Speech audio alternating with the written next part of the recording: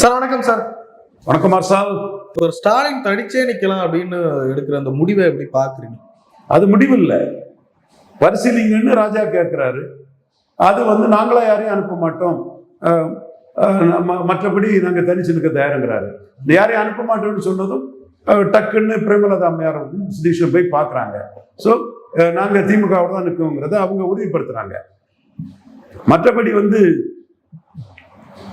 அரசியல் களம் Vijay number 1 force ஆயிட்டார். 4 கட்சி கூட்டணி ஆட்சி தான் நடத்துறாருங்கிறத சுட்டி காட்டி சொல்லக்கூடிய நான் தான் நம்பர் 1 ஃபால்ஸ்ங்கிற 2 உண்மையுமே சொல்லி ஆகணும். நம்பர் 2 ஸ்டாலின். கூட்டணியோடு இருந்த ஸ்டாலினாலேயே கூட்டணி இல்லாத விஜயோட 4 விழுக்காடு குறவு. இப்போ ஸ்டாலின் இருந்த கூட்டணி கட்சியெல்லாம் விஜய்கிட்ட போய் சேர்ந்தாச்சு. ஏன்னா அரித்மெட்டிக்கலி எப்படி அவர் ஸ்டாலினை விஜயை பிடிச்சிக்குவாரு? லாஜிக் இடிக்குது இல்ல, தனிச்சொன்னு அரித்மெட்டிக்கலி எப்படி பிடிச்சுக்கிடுவாரு? நீங்க காங்கிரஸ், மதிமுக, சிபிஎம், சிபிஐ, விசிக, ஐயுஎம்எல் எல்லாரும் இருக்கும் போதே 4 விழுக்காடு விஜய் ஏறிட்டார். இவங்க எல்லாம் அவங்கள விட்டு பெய்யாச்சு. அப்போ விஜய் குறைஞ்சபட்சம் 40, 41 வரமாட்டாரா? அப்ப நீங்க ஒரு 4-5 குறைய மாட்டீங்களா? அப்போ அவர் 40ல் இருக்கிறாரு, நீங்க 25, 26ல் இருக்கிறீங்க. அப்போ ஒரு 14 விழுக்காடு டிஃபரன்ஸ் இருக்க. என்னதான் நீங்க மேக்சிமம் உங்க ஓட்டு தான், இவங்க ஓட்டெல்லாம் விஜய்க்கே போயிட்டு போட்டாலும் கூட 28க்கு போடலாம். உங்களுக்கு மேக்சிமம் 25 to 30 போட்டுக்குங்க. அவரு 35 to 40க்கு மேல போயிட்டார்ல. அப்போ உங்களுக்கு எப்படி அவரை நீங்க பிடிச்சுக்கிடுவீங்க? நீங்க பழைய திமுக இல்லைங்க. விஜயும் நான் என்ன சொல்றேன், நீங்க 2021 ஸ்டாலின் இல்லை. 2021 ஸ்டாலின் தனியாட்சி வந்தார். நீங்க 26ல தனியாட்சி வரல. 2021 ஸ்டாலின் கம்ஃபர்டபுள் மெஜாரிட்டி எடுத்தாரு. அவரை முதல்வர் சொன்னவங்களெல்லாம் சேர்த்தா 2/3 மெஜாரிட்டி வரும். ஆனா இன்றைய ஸ்டாலின் விஜய் 35 பிளஸ் கூட்டணி கட்சின்னு இருக்கிறாரு, ஆளுங்கட்சி அதிகார பலத்தோட இருக்கிறாரு. நீங்க 31 மைனஸ் கூட்டணி கட்சிகள் வந்துட்டீங்கல்ல. சரி, யதார்த்தம் ஒன்றும் ஸ்டாலினுக்கு தெரியாதது இல்லை, அவருக்கும் தெரியும். அந்த இடத்துக்குள்ள ஒரு ஃப்ரேம் ஃபேஸ் காட்டி நம்ம ஓட்டு தான், காங்கிரஸ்காரன் ஓட்டு போடல, விசிகா ஓட்டு போடல, பாமக நம்ம கூட நின்னா நாம வடக்க கூட 30-40 சீட்டு ஜெயித்திருப்போம், அந்த சீட்டெல்லாம் நமக்கு தெளிவா வந்திருக்கும் அப்படிங்கிறது ஒரு போஸ்டர் காட்டுறது இயல்பு தானே. இப்போ நீங்க பாமக கூட நின்னா நாம ஜெயித்திருப்போம்னு திமுகவில் இவர் பனைமரத்துப்பட்டி ராஜேந்திரன் அமைச்சர் சேலம், அவர்கிட்ட ஒரு கருத்து இருக்குது. சபா ராஜேந்திரன் இவர் நெய்வேலி, அவர் அந்த கருத்து இருக்குது. தென் குறிஞ்சிப்பாடி பன்னீர்செல்வம் அவர்கிட்ட அந்த கருத்து இருக்குது, அவர் வெற்றி பெற்றிருக்கிறாரு. தென் ஆண்டிமடம் சிவசங்கர் அவர்கிட்ட அந்த கருத்து இருக்குது. துரைமுருகன்ட்ட அந்த கருத்து இருக்குது. இவர் ஜெகத் ரஷன்கிட்ட அந்த கருத்து இருக்குது. செல்வ கணபதி கிட்ட அந்த கருத்து இருக்குது. ஸோ திமுகவில் உள்ள வன்னியர் லீடர்கள், அந்த தர்மபுரி எம்பியா இருந்தாலும் செந்தில், அவர்கிட்ட அந்த கருத்து இருக்குது. ஸோ திராவிட முன்னேற்ற கழகம் முக்கிய வன்னியர் தலைவர்கள்ட்ட தெளிவா பாமக இருந்தா நம்ம வடக்க 30-40 சீட்டு கூட ஜெயித்திருக்கலாங்கிற ஒரு கருத்து அவங்களுக்கு இருக்குது. ஸோ இந்த கருத்தை அவங்க வச்சிருக்கும் போது கூட்டணி வேணும், பாமக கூட்டணி வேணுங்கிற கருத்து திமுகக்குள்ள இருக்குதா இல்லையா? ஏன்னா விசிகா கூட்டணியில ஓட்டெல்லாம் தாவேக்காவுக்கு போயிட்டதாட்டு அவங்களே சொல்றாங்க, கேண்டிடேட்ஸ் எல்லாம் சொல்றாங்க. திமுகவில் உள்ள வன்னியர்கள்ட்ட இந்த கருத்து இருக்குது. பாமகவை சேர்த்துருக்கணும், திருமாவளமை கூட்டணி கிடையாது, ஜாதி கட்சிகளோட மதவாத கட்சிகள் கூட்டணி கிடையாது, நம்ம விட்டுருக்க கூடாது, அட்லீஸ்ட் ராமதாஸையாவது சேர்த்துருக்கணும், அந்த அளவுக்கு ஒரு கருத்து திராவிட முன்னேற்ற கழகத்துக்குள்ள வன்னியர் தலைவர்கள் மத்தியில இருக்குது. அப்ப இன்னைக்கு அரசியல் களத்துக்குள்ள இன்னைக்கு தெள்ள தெளிவா பாமக டிசைடிங் ஃபேக்டரா வந்துச்சு. நான் உண்மையை தாங்க சொல்றேன் சார். நான் பாமகவை 2009ல் ஸ்கெட்சு போட்டு வீழ்த்துறது என்னோட பங்குங்கிறது ராமதாஸுக்கு தெரியும், அன்புமணிக்கு தெரியும், எல்லாத்துக்குமே தெரியும். 9லேயும் 19லேயும் தெரியும் எல்லாத்துக்கும். ஆனா இன்னைக்கு உண்மையை நம்ம மறைச்சு பேச முடியாது, உண்மையை மறைச்சு பேச முடியாது. 2026ல் அன்புமணியும் ராமதாஸும் பிரிஞ்சு நிற்கலன்னா 30 சீட்டுக்கு மேல பாமக வாங்கியிருப்பாப்புல, குறைஞ்சது 30க்கு மேல வாங்கியிருப்பாப்புல, சந்தேகமே இல்லை. இப்ப ராமதாஸ் வீழ்ந்துட்டார், ஸ்டேச்சர் இருக்கு. அன்புமணி அரவணைச்சு அவர் போயிட்டாரு. அன்புமணியும் அவர் அப்பா வந்து பார்த்துட்டு நீரடித்து நீர் விழுவதில்லை ஒரு தாய் மக்கள், நான் தான் சொன்னேன் நீரடித்து நீர் விழுவதில்லை ஒரு தாய் மக்கள் ஒன்னா சேர்ந்துட்டாங்க. பட் ராமதாஸுக்கு வந்து செல்வாக்கு இல்லை. ராமதாஸுக்கு என்ன இல்லை? செல்வாக்கு இல்லை. ஐயா நான் உண்மையதான் ஐயா சொல்றேன். நான் இப்போ யானை குழியில விழுந்துட்டுனா எறும்பு மண்ணள்ளி போடுமாங்கிற மாதிரி பேசக்கூடியவங்க இல்லையா? உங்களால தான் நான் தமிழ் மண்ணில் நான் பாப்புலரான என் அறிவு ஆற்றலாம் வெளிப்படுறதுக்கு எங்க ஐயா டாக்டர் ராமதாஸ் காரணம், நான் ஒத்துக்கிறேன். பட் யதார்த்தம் உங்களுக்கு ஸ்டேச்சர் தான் இருக்கு, உங்களுக்கு ஸ்டேச்சர் தான் இருக்கு. உங்க ஸ்டேச்சர் பெருசு, அது நம்ம வரலாற்று சிறப்புமிக்க ஒரு ஸ்டேச்சர். தமிழ் மண்ணில் எத்தனையோ விஷயங்களை எடுத்து மணிக்கணக்கில் அதை பேசலாம். ஆனா அவங்க செல்வாக்கு என்ன? உங்க செல்வாக்கு என்னையா? உங்க செல்வாக்கு என்ன? விழுந்துட்டீங்க. அப்போ அன்புமணி தான் அங்க. அப்போ அன்புமணி தான் வட தமிழகத்துல ஸ்டாலின் எடப்பாடிக்குள்ள யார் விஜய் திருமாவளவனை எதிர்க்கிறதுங்கிறத முடிவு பண்றாங்க. ஏன்னா ராமதாஸ் செல்வாக்கு கலந்தாச்சு, ராமதாஸ் அன்புமணிக்குள்ள ஐக்கியம் ஆயாச்சு. அப்ப இது திமுகவுக்கு தெரியாதா? சோ கூட்டணி வேண்டாங்கிறது இல்லை. இப்ப போகக்கூடிய கூட்டணி போயிட்டு போட்டு பலாப்பழத்தை வெட்டி வச்சா ஈக்கள் மொய்க்கும். அதிகாரத்தை நோக்கி போறவங்க போயிட்டு போறாங்க, இருக்கிறவங்க இருக்கட்டு. இதுதான் நிலைப்பாடு. இந்த ஒரு சூழ்நிலைகள் திமுக அதிமுக கூட்டணி உருவாகிறதுக்கு எதுவும் வாய்ப்பை உண்டு பண்ணும்? திமுக அதிமுக கூட்டணிங்கிறது கற்பனையா பேசக்கூடாது. ஓகே, லாங் ரன்ல ஒரு கான்செப்ட் வயசு ஒன்னு எடுக்க 2-3 சேரணுங்கிறது ஒரு கான்செப்ட் இருக்குது. பட் இன்னைக்கு டே டு டே அரசியல் என்ன போயிட்டு இருக்கு? இன்னைக்குள்ள அரசாங்கம் வந்து எய்தர் எடப்பாடியார் எலெக்ஷன் மாதிரி எய்தர் விஜயார் எலெக்ஷன் வந்துச்சு. மதிமுக இருந்து ஒரு எம்எல்ஏ விஜய்க்கு சப்போர்ட்டா போறதுக்கு வாய்ப்பு இருக்கு, கடலூர் எம்எல்ஏ. அப்ப எண்ணிக்கையில் அவங்க 144 நிரூபிச்சுட்டாங்க களத்துக்குள்ளே. அப்ப நிரூபிச்ச 144 தாண்டி புதுசாட்டும் ஆட்கள் வராங்க. நிரூபிச்சவங்கள கொஞ்சம் பேர் எடப்பாடி கூட போயிட்டாங்க. இப்ப ரியல் பொலிட்டிக்ஸ் மும்முனை தான். கர்நாடகா மாதிரி மும்முனை, பீகார் மாதிரி மும்முனை, யூபி மாதிரி மும்முனை. இதுல எடப்பாடி பழனிசாமி கரெக்டா பொலிட்டிக்ஸ் பண்ணிருப்பாருன்னா டெப்டி சீஃப் மினிஸ்டர் ஆயிருக்கலாம் அல்லது சீஃப் மினிஸ்டர் ஆயிருக்கலாம். கோட்டை விட்டுச்சு, சரியா அரசியல் பண்ணல. அன்பழகன் புதுச்சேரி மாநில செயலாளரை வச்சு கிங் மேக்கர் அல்ல கிங்னார். ஒரு முறைகேடான ஆட்சியை தாவேக்கா ஏடிஎம்கே வந்தோன்னா அது மோடிக்கு பிளஸ் ஆயிருன்னு முறைகேடா ஒரு ஸ்டாலின் முதல்வர்னு சொன்னவங்களை வச்சு ஒரு ஆட்சியை ராகுல் நிரூபித்தார். எங்களுக்கு ஷாக் தான். மற்ற தேசிய கட்சி தலைவர்கள் எல்லாம் பேசி நிரூபிச்சிட்டார். பட் ரியல் களம் என்ன? மும்முனை போட்டி. மும்முனை போட்டியில் இன்னைக்கு இபிஎஸ் எதுலெல்லாம் ஸ்கோர் பண்றாரு? மேகதாது விஷயத்துல ஸ்கோர் பண்றாரு. ஸ்டாலின் உதயநிதி ஸ்டாலின் விஜய் கூட்டு சதிங்கிறாரு தமிழர் நலனுக்கு எதிராக. ராகுல் காந்தி 2 பேருக்கும் ஒரே மாதிரி ஒரு வாழ்த்த உதயநிதி இவர் விஜய்க்கும் முதல்வருக்கும் திராவிட முன்னேற்ற கழக தலைவர் மு க ஸ்டாலின் போடும்போது 2 பேருமே காங்கிரஸ் கூட்டணிக்கு ஓடுறதா சொல்றார். பொய்க்கால் குதிரை அரசுங்கிறார். மேகதாது விஷயத்துல திமுகவும் அண்ணா திமுகவும் உள்கைகள்ங்கிறார். அவர் 3வது தான் ஒரு தனித்தன்மையோடு இருக்கிறங்கிறத காட்டத்தான் செய்யறாரு. 25 எம்எல்ஏக்களை விஜய் பார்த்தார், அதுல 21 வேற திருப்பி எடுத்துக்கிட்டார்.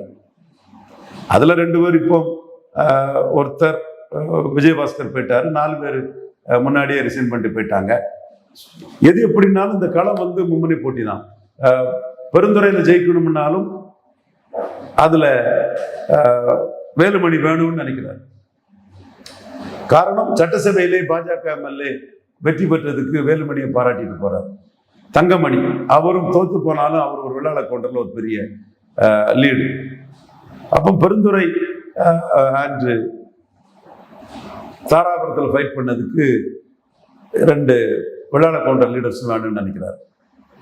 அப்ப இந்த அரசியல் களம்ங்கிறது பெருந்துறையிலும் தாராபுரத்திலும் வெற்றி பெற முடியுங்கிறதுக்காக அவர் இன்னைக்கு எடுத்த பதவியை வேலுமணி போன்றவங்களுக்கெல்லாம் அவங்க தேவைங்கிற அடிப்படையில் கொடுக்குறாங்க. நான் தான் சொன்னேன், மறப்போம் மன்னிப்போம், அண்ணா வழியில செயல்படுங்க, நீரடித்து நீர் உழவுது இல்லை, ஒருதாய் மக்கள், அண்ணன் தம்பி, எதையும் தாங்க எல்லாம் நான் தான் சொன்னேன். இதெல்லாம் எனவே அது பண்றாருன்னா அவர் வந்து பெருந்துறையிலையும் தாராபுரத்திலையும் வெற்றி வாய்ப்பை கொண்டு வந்துடலாங்க லெவலில் இருக்கிறார். ஸோ அப்போ ஏரியா வைஸ் அரசியல் போகுது. விஜய் ஆளுங்கட்சி கூட்டணி பலம் கூடி இருக்கு, அவரோட வெற்றி வாய்ப்புகளை நான் மதிக்கிறேன், அதை நான் குறைச்சி மதிப்பிடலை. ஆனால் களம்ங்கிறது மும்முனை தான். விஜய், ஸ்டாலின், எடப்பாடி இதை மறைச்சிக்கிட்டு தாவேகா வர்சஸ் திமுகங்கிறதெல்லாம் பச்சை புழுகு, முழு பூசணிக்காய் சோத்துல சோத்துல மறைக்கிற வேலை. இதை பலரும் செய்யறாங்க. மனச்சாட்சி உள்ளவங்க இதை செய்யக்கூடாது, செய்ய மாட்டாங்க. குறிப்பா மேகதாது விஷயத்திலே இதை மீறிய ஒரு அரசியலை எடப்பாடி பழனிசாமி சட்டசபையில வாய்ப்புகளின் போது வெளியே வந்து ஒட்டுமொத்த தமிழக மக்களும் புரியும்படியா இன்னொரு ட்ரிபுனல்லாம் கிடையாது, அது தமிழர் நலனுக்கு எதிர்ங்கிறதையும் பண்ணிட்டாரு. காங்கிரஸ் கூட்டணிக்காக திமுகவும் தாவேக்காவும் ஓடுறதாட்டு ஒரு அடி அடிச்சு அதுலேயும் வந்து தன்னோட தனித்தன்மையை எடப்பாடி பழனிசாமி நிரூபிச்சிட்டாரு. ஸோ இங்க இவங்களுக்கு தான் போட்டி, அவங்களுக்கு தான் போட்டின்னு என்னதான் போய் சொன்னாலும் டேட்டா அதை சப்போர்ட் பண்ணாது. உண்மை நிலைமை அது இல்லை. எடப்பாடி பழனிசாமி வந்து மூணாவது ஒரு தலைவராக ஸ்ட்ராங்காக நிற்கத்தான் செய்கிறாருங்கிறதான் 100% ஒரு உண்மை. அந்த அரசியல் தான் இப்போ அவர் பண்றாரு. ஆனால் ஒரு தரப்பு என்ன சொல்றாங்கன்னா, விஜய் பெரிய சக்தி ஆயிட்டார், 40 கடந்துட்டார், 40% வாக்கை கடந்துட்டார். அப்போ அவரை எதிர்கொள்ளணும்னா 25+30 கொண்ட 25-30 கொண்ட ஸ்டாலினும் 20 கொண்ட எடப்பாடியும் கம்பைன் பண்ணணுங்கிற ஒரு கருத்தை பலரும் முன்வைக்கிறாங்க. அது அரித்மெட்டிக்லி ஒரு நியாயமான கருத்தாக தான் நானும் பார்க்குறேன். பட் அதுக்குள்ள வந்து பாஜக இருக்கக்கூடாது, பாஜக மைனஸ்ன்னு செந்தில்வேல், ராஜீவ்காந்தி, பல அந்த திராவிட முன்னேற்ற கழக அந்த சிந்தனையாளர்கள் அவங்கெல்லாம் வந்து பாஜக இல்லைன்னா முஸ்லீம் லீக் வந்துடலாம், காங்கிரஸ் வந்துடலாம், கம்யூனிஸ்ட் வந்துடலான்னு அவங்க ஒரு அரசியலை பண்றாங்க. எது எப்படின்னாலும் கூட விஜய் 2021 ஸ்டாலினுக்கு இணையான தலைவர் அல்ல, 100% இல்லை. ஆனா இன்றைய ஸ்டாலினை விட ரொம்ப அகடா இருக்கிற ஒரு விஜய், தனியாட்சி இல்லைனாலும் நம்பர் 1 லீடரா இருக்கிறார். ஸோ இவரை தோக்கடிக்கிறதுக்கு வந்து 2 and 3 சேர்ந்தாதான் அதுக்கான அரித்மெட்டிக்கல் ஸ்ட்ரென்த் வரும். கெமிஸ்ட்ரி 2வது, அது ப்ளஸ்ஸும் ஆகலாம் மைனஸும் ஆகலாம். அரித்மெட்டிக் ஸ்ட்ரென்த் முதல்ல வரணும்னாலே 2 வரும் சேரணுங்கிறது தான் ஒரு பரந்துபட்ட பார்வையா இருக்கு. ஆனா இந்தியோட அரசியல் எடப்பாடி அதற்கு தயாரா இல்லை. திமுக கூட்டணி தொடர்ந்து உடைஞ்சுக்கிட்டே போற மாதிரி தெரியுது, நிறைய கட்சிகள் வெளியேற மாதிரி தெரியுது. ஆராசா அவர்கள் அறிவிங்க தலைவரை தனிச்சு நிக்க போறோம்னு அறிவிங்க அப்படின்னு சொல்றாங்க. ஸ்டாலின் கூட்டணியே வேணாம் அப்படிங்கிற மாதிரி யோசிக்கிறதா சொல்றாரு. என்ன நடக்குது? நாங்களா யாரையும் போக மாட்டோம்னு தான் சொன்னார். மதிப்புக்குரிய தேமுதிக பொதுச் செயலாளர் பிரேமலதா விஜயகாந்த் அம்மையார் அவர்களும், மாநிலங்களவை உறுப்பினர் சுதீஷ் அவர்களும், திராவிட முன்னேற்ற கழக தலைவர் ஸ்டாலின் அவர்களை பார்த்தது நாம பார்க்குறோம். அப்போ தேமுதிக நாங்கள் திமுகவோட பயணிக்க தயாருங்கிறத அந்த ஆராசா நேற்று சொன்ன வார்த்தைக்கு பிறகு அவங்க வந்து அதை உறுதிப்படுத்துறாங்க. அடுத்து மதிமுக சார்பாக 2 பேர் சட்டமன்றத்துக்கு தேர்ந்தெடுக்கப்பட்டாங்க. ஒருத்தர் சீர்காழி சேர்ந்தவர், இன்னொருத்தர் வந்து கடைநல்லூர் சார்ந்தவர். சீர்காழியை பொறுத்தளவில் திமுக ஸ்ட்ராங், அப்பவே ட்ரெடிஷ்னல் ஸ்ட்ராங் சீர்காழி. அப்போ சீர்காழியில் வெற்றி பெற்ற, உதயசூரில் வெற்றி பெற்றவர் இன்னைக்கு மதிமுகவில் இருந்து விலகல் என்ற செய்திகள் வருது. அவர் திராவிட முன்னேற்ற கழகத்தை நோக்கி பயணிக்கிறதுக்கு தான் வாய்ப்புகள் இருக்குது. ஸோ இந்த களம்ங்கிறது ஆட்சி அதிகாரத்தை இழந்த திமுக, தோல்வியடைந்த திமுக, கூட்டணி கட்சிகளை இழக்கிறது வந்து இயல்பான ஒன்றாட்டே மாறி போச்சு. இது ராகுல் காந்தி செய்த பச்சை துரோகம், அநாகரிக அரசியல், பச்சோந்தித்தன அரசியல், கேடுகட்ட கீழ்த்தரமான கேவலமான அரசியல். இந்த கேவலமான ராகுல் காந்திக்கு அரசியலுக்கு தமிழக மக்கள், இந்த யார் இவரு விருதுநகர் மாணிக் தாகூர், இந்த ஜோதிமணி, இவங்களுக்கெல்லாம் மக்களவை தேர்தலில் அடிச்சு வரட்டுவாங்கிறது நான் உறுதியா நம்புறேன். ரொம்ப கேடுகட்ட ஒரு அரசியலை பண்ணாங்க. நீங்க ஸ்டாலினை நம்பி ஜெயித்தீங்க, அப்ப நீங்க அப்படிதான் இருக்கணும். பட் ஆட்சியம் வேணுமா? நீங்களும் ஸ்டாலினும் தோத்துருக்கீங்க, திமுகவும் நீங்களும் சேர்ந்து தோத்து போனீங்க. தோத்து போன நீங்க எப்படி அமைச்சரவையில் போய் சேர முடியும்? அதாவது ஆட்சி அதிகாரத்துல இருந்த கட்சியை ஆதரிச்சு தோத்து போயிருக்கீங்க. எடப்பாடி பழனிசாமி 5 வருஷத்துக்கு முன்னே ஆட்சி இழந்தவர். அவர் ஒரு 53 இடங்கள்ல ஜெயித்திருக்கிறார். 53, எஸ், 47, 6, 53, அதுல 47 அவரே ஜெயித்திருக்கிறார். திமுக அணி ஆட்சி இழக்கிறதுக்கு காரணம், இந்த காங்கிரஸ் எக்கச்சக்க இடத்துல தோக்கிறதுக்கு காரணம் விஜயோட 108 எடப்பாடியோட 47 + 6 53. அப்போ விஜய்க்கு 108 எடப்பாடிக்கு 47 சேர்ந்து ஆட்சி அமைப்பதுதான் நியாயம், தர்மம், முறையானது, நேர்மையானது. அரசியல் அநாகரிகம், அயோக்கியத்தனம் தான் ஸ்டாலின் முதல்வர்னு சொன்னவங்களை வச்சு தாவேக ஆட்சி அமைக்கிறது. இது மக்கள் இதை பார்த்துட்டு தான் இருக்கான். மக்கள் இதுக்கு சரியான தீர்ப்பு வழங்குவான். நான் இதுல மாறுபட்ட கருத்தே எனக்கு இல்லை. நீங்க இது முறைகேடான அமைஞ்ச ஒரு அரசுங்கிறதா என்னோட ஆணித்தரமான ஒரு கருத்து. ஓகே, இந்த முறைகேட்டில் திமுக பாதிக்கப்படுது. அதுல அவங்க கூட ஆள்வது நிற்கிறது தேமுதிக நிற்கிறாங்க, மதிமுக ஒரு எம்எல்ஏ நிற்கிறாங்க. மீதி மதிமுக எல்லாம் தாவேகா கூட பேருவாங்க. இந்த அரசியல் ஒரு அநாகரிக, ஒரு முறையற்ற, நேர்மையற்ற ஒரு அரசியல். நீங்க தோக்கடிச்சது எடப்பாடி முதல்வர்னு சொல்லி வெற்றி பெற்ற எம்எல்ஏக்களும், விஜய் முதல்வர்னு சொல்லி வெற்றி பெற்ற எம்எல்ஏக்களும். அவங்க தோக்கடிச்சது காங்கிரஸுக்கு 5 சீட்டு தவிர மற்ற சீட்டெல்லாம் காலி பண்ணிட்டாங்க. அவங்க பிசிகாவுக்கு 6 சீட்டை காலி பண்ணிட்டாங்க, கம்யூனிஸ்டுக்கு 6 சீட்டை காலி பண்ணிட்டாங்க. இதுதான் யதார்த்த நிலைமை. அப்போ ஆட்சி அமைச்சிருக்க வேண்டியது விஜய் முதல்வர், எடப்பாடி துணை முதல்வர் தான் அமைச்சிருக்கணும். இது இப்படி அமைஞ்சா மோடிக்கு ஒரு லாபம் வந்துடும். நியாயமான முறையில, தர்மமான முறையில நடந்தா மோடிக்கு லாபம் வந்துடும். அதனால இது வரக்கூடாதுன்னு ராகுல் காந்தி ஒரு அநீதிய, ஒரு துரோகத்தை ஸ்டாலினுக்கு பண்ணி, அதே துரோகத்தை முஸ்லிம் லீக் தேசிய தலைமையை பண்ண வச்சு, கம்யூனிஸ்ட் தேசிய தலைமையை பண்ண வச்சு, அதே வேலையை விடுதலை சிறுத்தைகளும் பண்ணி ஒரு அரசியல், ஒரு எவ்வித தர்ம நியாயம் மற்ற ஒரு அரசு இவங்களை உள்ளடக்கி போர் பார்ட்டி பொசிஷன் கவர்மெண்டா நடந்துச்சுன்னா, இதை விட விஜய் 5 நிமிஷம் பேசினேன் தோக்கடிச்சிட்டேன்னு சொன்னா, நீங்க இன்னும் நல்லா பேசி 148 சீட்டு வாங்க, தனிச்சே நின்று நீங்க டிசொல்யூஷனை ரெக்கமெண்ட் பண்ணிட்டு போயிருக்கலாம். என்னை பொறுத்தவரை 144 வந்ததுமே இந்த மாதிரி ஒரு அரசு அமைக்க எனக்கு மனசாட்சி இடம் கொடுக்கல. ஸ்டாலின் முதல்வர் சொன்னவங்களை வச்சு நான் அரசு அமைக்கணுமா? நான் தீய சக்தின்னு சொன்னவங்களை நம்பி எம்எல்ஏ ஆனவங்களை வச்சு நான் அரசு அமைக்கணுமா? இது எனக்கு பிற்காலத்துல கேடு தான் கொடுக்கும். ஏன்னா என்னோட இமேஜுக்கு ஒரு பங்கத்தை தான் கொடுக்கும், என் புகழுக்கு களங்கத்தை கொடுக்கும். எனக்கு தேவையில்லை. நானே மக்களை சந்திச்சு, நான் எதிர்பாராத சூழ்நிலையில 35 வந்தவன் கூட்டணி கட்சிகளை வச்சு நான் 144 மெம்பர் பெற்றனா, இதையும் தாண்டி தாவேகா மட்டுமே பெறும்னு அவரு ஹெக்டே மாதிரி, என்டிஆர் மாதிரி டிசால்வ் பண்ணிட்டு தெளிவா போயிருக்கணும். அது நான் இன்றளவு நான் அது ஒரு ராங் மூவ், ஒரு அறம் சார்ந்த ஒரு அரசியல் அல்லங்கிறத நான் கடுமையா குற்றச்சாட்டுறேன். இதற்கான பதில காங்கிரஸும் அந்த தப்பு செய்தவங்களும் மக்களவை தேர்தலில் மக்கள் மத்தியில் தண்டனைக்குள்ளாவாங்கன்னு நான் கருதுறேன். மக்கள் எல்லாமே கூர்ந்து பார்த்துக்கிட்டு இருப்பான்.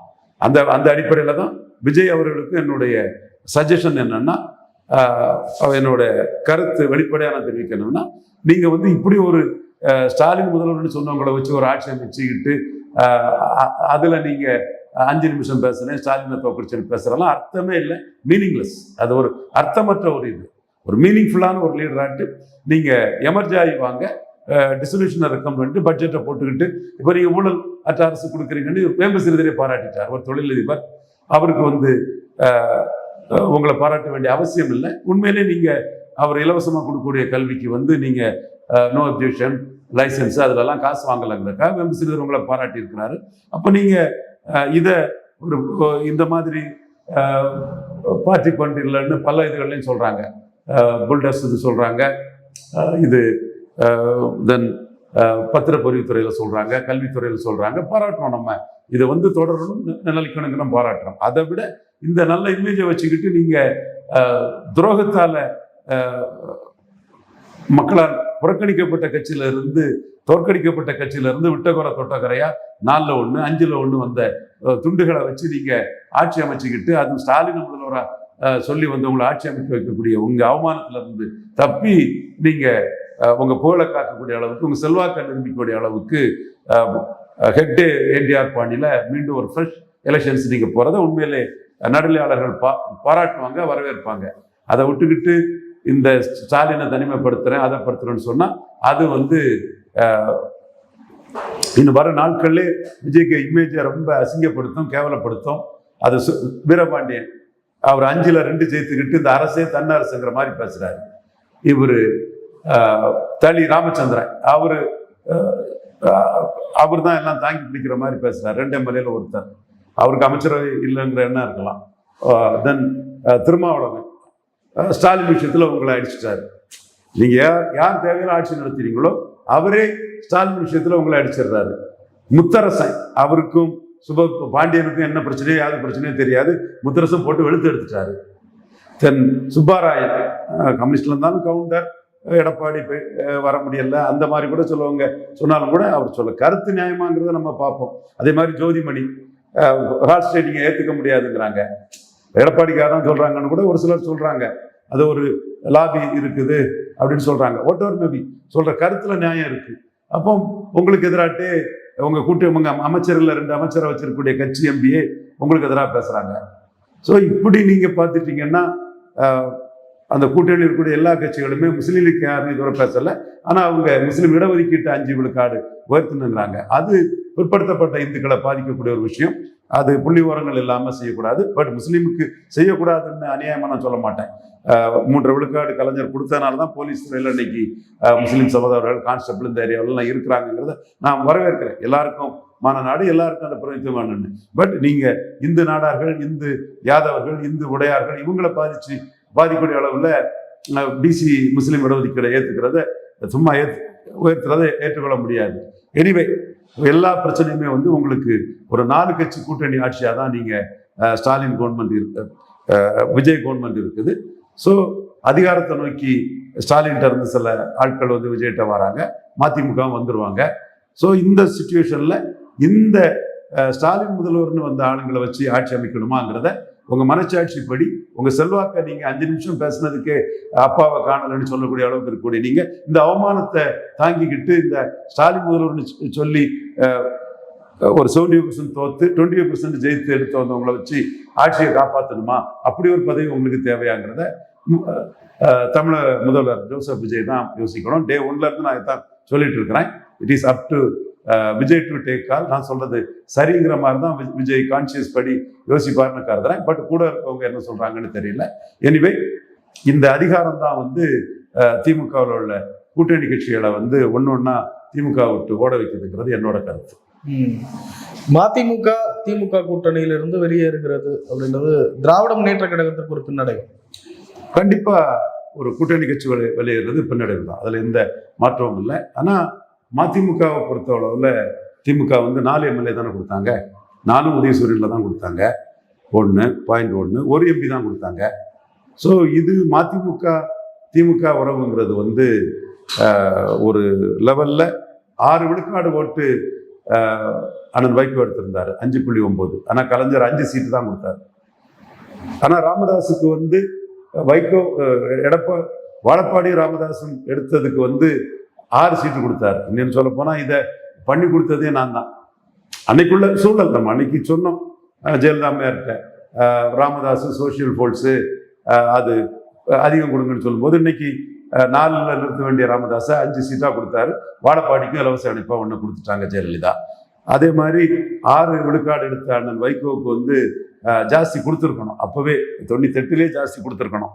அந்த இடத்துக்குள்ள ஜெயலலிதா ராமதாஸுக்கு கீழே வச்சு 5 சீட்டாட்ட ஆக்கிட்டாங்க.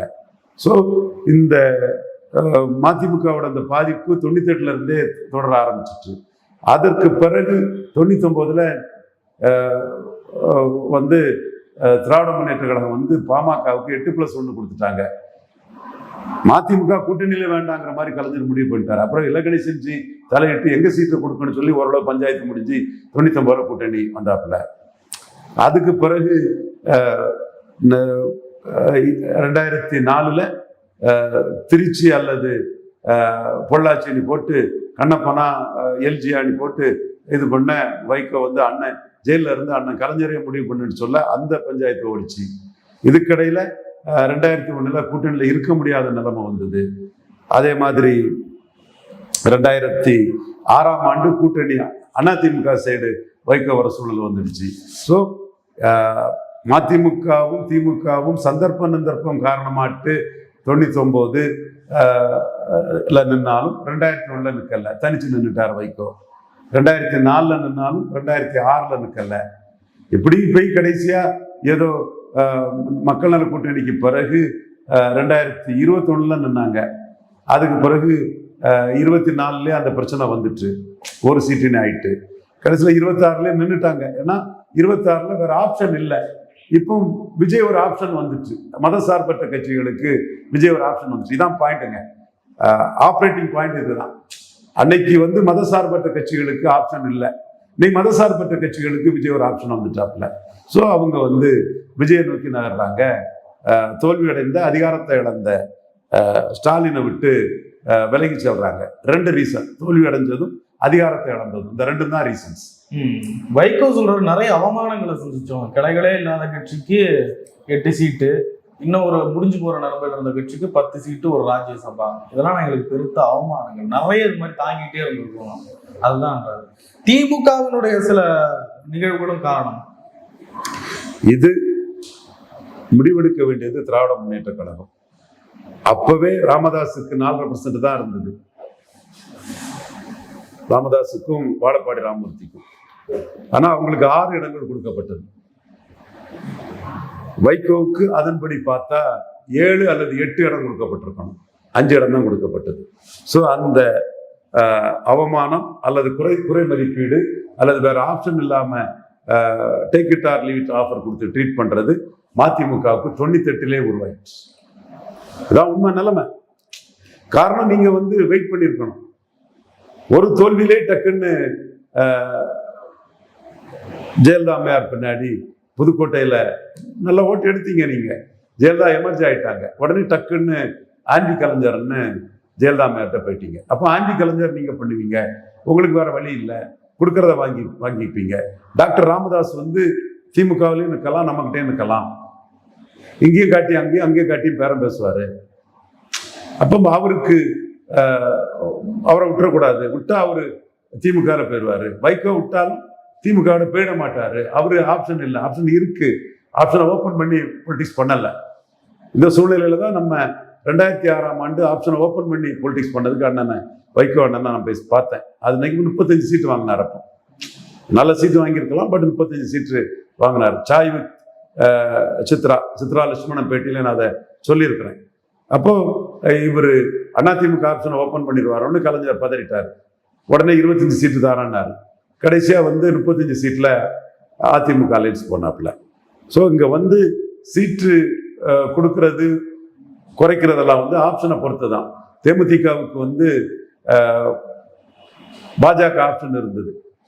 பாஜகவில் தேமுதிக வேணும்னு டெல்லியில் உள்ள உயர்ந்த பதவியில் இருக்கக்கூடிய தமிழர்கள் பாஜகவை சேர்ந்தவங்க எல்லாம் முயற்சி பண்ணாங்க. அப்போ அந்த ஆப்ஷன் இருக்கிறதுனால அவங்களை எங்க கொண்டு வரணும்னா 10-1 கொடுத்து தான் தீரணும். ராமதாஸுக்கு ஆப்ஷன் இருந்ததுனால 5-5 தான் வைகோவும் ராமதாஸும் நின்னாங்க. ஆனா 99ல ராமதாஸ் 8+1 போயிட்டார், 8க்கு போயிட்டார். வைகோ உள்ளதும் குறைஞ்சு போச்சு. மூப்பனார் அங்கேயும் ஆப்ஷன் ஓப்பன் பண்ணி அரசியல் பண்ணதுனால 30 எம்பி வரை ஜெயலலிதா வாங்கிட்டாங்க. 1-2 இல்லை, மைனர் பார்ட்னர் ஆகிட்டாங்க. கலைஞர்கிட்ட மக்களவை நடக்கும்போது மட்டுமே 20 எம்பி வாங்கிட்டாங்க 98ஆம் ஆண்டு. ஸோ இங்க ஆப்ஷன் வச்சுதான் அந்த சீட் எண்ணிக்கை உயர்த்தப்படுது. நீங்க ஆப்ஷன் ஓப்பன் பண்ணி அரசியல் பண்ணாதான் சீட் எண்ணிக்கை கிடைக்கும். அதனால்தான் காங்கிரஸ் இன்னைக்கு எவ்வளவு இதாட்டு விஜய்க்கு என்ன ஸ்டேட்மெண்ட்டை கொடுக்குறானோ அதே ஸ்டேட்மெண்ட்டை திமுக ஸ்டாலினுக்கும் கொடுக்குறாப்புல. அப்போ எனக்கு திமுக ஆப்ஷன் இருக்கு, நான் திமுகவை நம்பி 19 ஜெயித்திருக்கிறேன், 24 ஜெயித்திருக்கிறேன். விஜய் சரியா இல்லைன்னா மந்திரி சபை இருக்கு, இல்லை 2 மந்திரியும் வாரான், இல்லை விஜய்கிட்டே இருக்கிறான், அதை பற்றி எங்களுக்கு கவலை இல்லை, நாங்கள் ஸ்டாலின் கூட்டணி போயிடுவோம். என்ன அரசியல் பண்றாங்க? ஸ்டாலின் கூட்ட அந்த எக்ஸ்ட்ரா பதிவையும் விஜய் கூட்ட எக்ஸ்ட்ரா பதிவையும் கொடுங்க, ஒரே மாதிரிலாம் இருக்கு. அதைத்தான் நியூஸ் கிண்டல் பண்றான். நீங்க எல்லாமே ராகுல் காந்திக்கு ஆட்கள், எல்லாமே ஒரே அணியில் நிற்க போறீங்க, நாங்க தான் மாற்றுங்கிறான் அதிமுக. நியூஸ் போட்டு கிண்டல் பண்ணியிருந்தான் பஞ்சிங்கல்ல. தாவேகா, திமுக, காங்கிரஸ் எல்லாம் ஒரே கூட்டணி. ஸோ இதுல என்ன கான்செப்ட்னா ஆப்ஷனை ஓபன் பண்ணி காங்கிரஸ்காரன் விஜய் கிட்ட 15-20 பேரம் பேச நிற்கிறான். எனக்கு திமுக ஆப்ஷனும் இருக்குது. ஆனா வைகோ புரியணும், அண்ணன் வந்து முழுக்க வந்து திமுக போச்சிருவாரு, மொத்தமா போச்சிருவாரு. அப்புறம் விஜய்க்கு take it or leave it offer தானே. ஒருவேளை விஜய் புதிய தலைவர் வார்த்தை கொடுத்தா காப்பாற்றலாம், அண்ணனுக்குள்ள மரியாதையை காப்பாற்றலாம். நான் வந்து மதிமுகவுக்கு வந்து விஜய் வந்து எப்போ ராஜ்யசபா வருதோ அண்ணன் வைகோக்கு ராஜ்யசபாவோட கொடுக்கலாம். அது விஜய்க்கு மெக்னானிமிட்டியை பொறுத்து இருக்குது. பட் பொலிட்டிக்கல் கம்பல்ஷன் இல்லையே. உங்களுக்கு நீங்க தான் திமுக ஆப்ஷனை மொத்தமா முடிச்சு கட்டிடுவீங்களே. அப்ப என்ன ஆப்ஷன் இருக்கு? அப்போ நம்ம ஒரு கட்டத்துல ராமதாஸுக்காக அண்ணன் வைகோ ஆப்ஷனை வைகோ பார்கெனிங் 98 குறைச்ச வேணாம். உண்மை அது அண்ணனுக்கும் தெரியும், டாக்டர் ஐயாவுக்கும் தெரியும். டாக்டர் ஐயா அதுக்கு எனக்கு நன்றி உணர்வை காட்டலைங்கிறது வேற விஷயம். நம்ம அவரால் புகழ் பெற்றோம்னு அவருக்கு நன்றியை தெரிவிக்கிறோம். அதே மாதிரி ராமதாஸோட அரசியலையே அண்ணன் செய்தாதான் ராமதாஸை பலகீனப்படுத்த முடியும்னு நாம 2006 பண்ணும்போது அது மதிமுக பார்க்கிறீங்க 35 சீட்டு கொண்டு போச்சு. ஸோ நீங்க வந்து திமுக ஆப்ஷனை முழுக்க க்ளோஸ் பண்ணிக்கிட்டு நாளைக்கு எப்படி விஜய் கிட்ட பார்கெயின் பண்ணிக்கிடுவீங்க?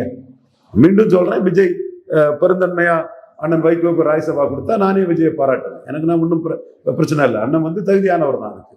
பட் உங்களுக்கு என்ன பொலிட்டிக்கல் ஆப்ஷன் என்ன இருக்கு? விஜய் உங்களை take it or leave it ஆஃபரா ட்ரீட் பண்ணிட்டாருன்னா அப்ப நீங்க எமோஷனலா போறீங்க. வைகோன்னு எமோஷனலா போறாரு. அரசியல்ல எதிரியும் இல்லை நண்பனும் இல்லைன்னு போனோம். பெருஞ்சர் அண்ணா மேலை நாட்டு அறிஞர் சொல்லி பெருஞ்சர் அண்ணா சொன்னது தானே. அப்புறம் எமோஷனலா நீங்க திமுகவை இப்போ திமுக கூட ஆப்ஷனே இல்லாத அளவுக்கு நீங்க பண்றீங்க. அப்ப இது வந்து சரியான அரசியல் இல்லையே. அப்ப திமுக ஆப்ஷனை தனிச்சு போட்டின்னு சொன்னாலும் உடனே பிரேமலதா அம்மையாரும் இவரு சுதீஷும் போய் டிஎம்கே கூட தான் நாங்க ஏற்பண்ணி காட்டி ரொம்ப ஸ்டெபனா நிற்கிறது சரியான பொலிட்டிக்ஸா? திமுகவை கடுமையா விமர்சிக்கிட்டு கோபதாபத்தை காட்டிக்கிட்டு விஜய் விட்டா வேற ஆப்ஷனே இல்லைன்னு போறது சரியான பொலிட்டிக்ஸா? இல்ல அண்ணன் யோசிக்கணும். அதானா மன்னனோட வெல்பிஷர் தான். ஒரு கட்டத்துல வந்து கராத்தே செல்வின் உட்பட 12 பேரை தடாவில் புக் பண்ணதை ரவிச்சந்திரன் அண்ணனுக்கு ஒரு சகோதரர் தடாவில் இருக்கும் போது அண்ணன் வரவேற்றுட்டாருங்கிறதுக்காக எங்க ஊர்ல திருநெல்வேலி டிஸ்ட்ரிக்ட்ல உள்ள என்னோட நாடார் சமூக சகோதரர்கள் சிவபாலன் எல்லாம் எடுத்தாலே அந்த பொலிட்டிக்ஸ் தான் பேசுவானுங்க. நான் இந்துத்துவ பொலிட்டிக்ஸ்ல இருப்பேன். இங்க இவரு டிஆர் மோகன், அந்த சிஎஸ்ஐ டைசிஸ் எல்லாம் பெரிய ஆளு மோகன், அவரு சிவபாலன், இந்த திருநெல்வேலி டிஸ்ட்ரிக்ட்ல உள்ள அந்த கோஷ்டிகள் எல்லாமே வைகோவை நம்ம இது பண்ணக்கூடாது, செல்வின் தடாவா ஆதரிச்சுட்டாருங்கிற லெவல்ல ஒரு கட்டத்துக்குள்ள வந்து நாமளே வந்து அண்ணனுக்கு எதிரான அந்த அரசியலை பண்ணணும். 96 பாமக மதிமுக கூட்டணி வரதுக்கு செஞ்சி ராமச்சந்திரன், பேராசிரியர் தீரன் போன்றவங்களாம் முயற்சி பண்ணும்போது நான் டாக்டர் ராமதாஸ் மூலமா தேவேந்திர வேளாளர் மாவட்ட செயலாளர்களை வச்சு அந்த கூட்டணி வரவிடாம பண்ணணும்.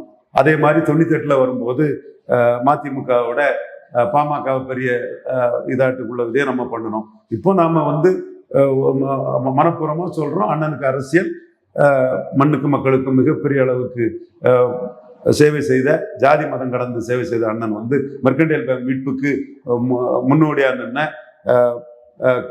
கன்னியாகுமரியில சுரேஷ் பிரபுட்ட போய் என்வைரன்மெண்டல் இதை தூக்கி வீசி போட்டுக்கிட்டு காமராஜ் நினைவிடம் வர்றதுக்கு காரணமா இருந்த அண்ணன் வைகோ வந்து ஒரு நல்ல ஒரு பொசிஷன்ல வரணும்னு தான் நம்ம நினைச்சோம் ஒரு கட்டத்துக்குள்ள. அதுல அவரு திமுகவுக்குள்ள ஆப்ஷன் அவருக்கு இல்லாததுனால அவரால் வந்து பெருசா பார்கெனிங் பண்ண முடியல. இப்பவும் திருமாவளவன் டிஎம்கே ஆப்ஷனை வச்சுக்கிட்டு மந்திரி சபையில இருந்துகிட்டே விஜய்கிட்ட பேரம் பேசுறாரு. அதைத்தான் குறை சொல்றீங்க நீங்க. காங்கிரஸ் வந்து அந்த மந்திரி சபையை உருவாக்கிக்கிட்டு கம்யூனிஸ்ட் எல்லாத்தையும் சொல்லி மந்திரி சபையை உருவாக்கிக்கிட்டு திமுக காட்டி விஜய்கிட்ட பேரம் பேசுறாங்க. அப்போ நீங்க வந்து ஆப்ஷனே இல்லாம மதிமுக பண்ணுனா யார் என்ன பண்ணுவா? இப்போ முழுக்க உங்களுக்கு ஒரு பெருந்தன்மையா தன்னோட இமேஜ் வளரட்டுன்னு விஜய் வந்து உங்களுக்கு ராஜ்யசபா கொடுத்தா வில் பி ஹாப்பி. அதுல நாங்க மண்ணும் மாறுபட்ட கருத்து இல்லை. பட் என்ன கம்பல்ஷன் இருக்கு? ஸோ ஆப்ஷனை ஓபன் பண்ணி தான் பார்கெனிங் பண்ண முடியும். ஆப்ஷன் இல்லைன்னா பார்கெனிங் பண்ணிட முடியாது. அது மூப்பனார் பாடம், ராமதாஸ் பாடம், எல்லாருக்குமே பாடம் அதுதான். ஸோ நம்பர் சீட் அவர் வாங்கிட்டாங்க இவர் வாங்கிட்டாங்கன்னு இல்லை, இன்னொரு ஆப்ஷன் இருந்தால் தான் பார்கெனிங் யாரும். இதுதான் யதார்த்த உண்மை. ராமதாஸ் அதை திறம்பட பண்ணாரு, மூப்பனார் அதை திறம்பட பண்ணாரு. வைகோ அண்ணன் வந்து அதை திறம்பட பண்ணலை. அதுதான் உண்மை. நம்ம என்னைக்கும் அவருக்கு அவரோட மக்களுக்கும் மண்ணுக்கும் செய்த சேவைக்கு வைகோ அண்ணனுக்கும் துரை வைகோவுக்கும் அரசியல் ரீதியாக நன்மை செய்யணும்னு தான் நம்ம நினைக்கிறோம். பட் அவங்களுக்குள்ள பிரச்சனையே ஆப்ஷனை க்ளோஸ் பண்ணிட்டு போறதுனால ஒன்லி ஆப்ஷன் போகும்போது take it or leave it ஆஃபராட்டு போயிருது. இதுதான் 98 நடந்தது, 2004 நடந்தது. ஜெயலலிதா ஜெயலலிதாக்கு போட்டுட்டாங்க. அப்போ ஜெயலலிதாட்ட பேரம் பேச முடியாது. ராமதாஸ்னா ஜெயலலிதாட்ட போயிடுவார். அப்போ அவருக்கு 7+1 கேட்ட சீட்டு. புரியுதுங்களா மார்ஷல்? இதுதான் உண்மை நிலைமை.